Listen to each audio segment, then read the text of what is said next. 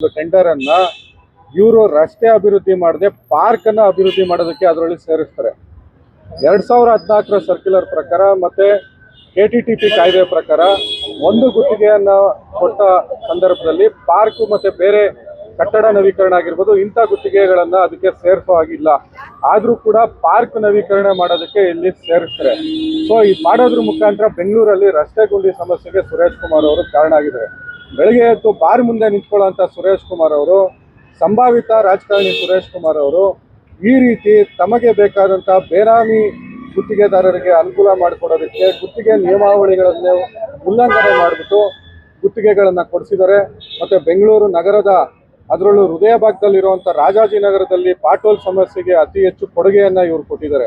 ಇವತ್ತು ಒಂದು ಗುತ್ತಿಗೆಯನ್ನ 3 ಬಾರಿ ಕರೆಯುವಂಥ ಪರಿಸ್ಥಿತಿಯನ್ನ ಅಲ್ಲಿ ನಿರ್ಮಾಣ ಮಾಡಿದ್ದಾರೆ. ಅಧಿಕಾರಿಗಳಿಗೆ ಒತ್ತಡ ತಂದು 3 ಬಾರಿ ಗುತ್ತಿಗೆಯನ್ನ ಕರೆದು ಯಾರು ಗುತ್ತಿಗೆದಾರರು ಅದರಲ್ಲಿ ಭಾಗವಹಿಸ್ತಾ ಇರೋ ರೀತಿ ಮಾಡಿ ಏಕಾಂಗಿ ಒಬ್ಬ ಬಿಡ್ದಾರರಿಗೆ ಸಿಗುವಂತ ಒಬ್ಬ ಗುತ್ತಿಗೆದಾರರು ಸಿಗ್ಬೇಕು ಅನ್ನೋ ಒಂದು ಕಾರಣಕ್ಕೋಸ್ಕರ ಆ ಗುತ್ತಿಗೆನೇ ಕಳೆದ 2 ವರ್ಷದಿಂದ ನಡೆದೇ ಇರೋ ತರ ತಡೆ ಹಾಕೊಂಡಿದ್ದಾರೆ.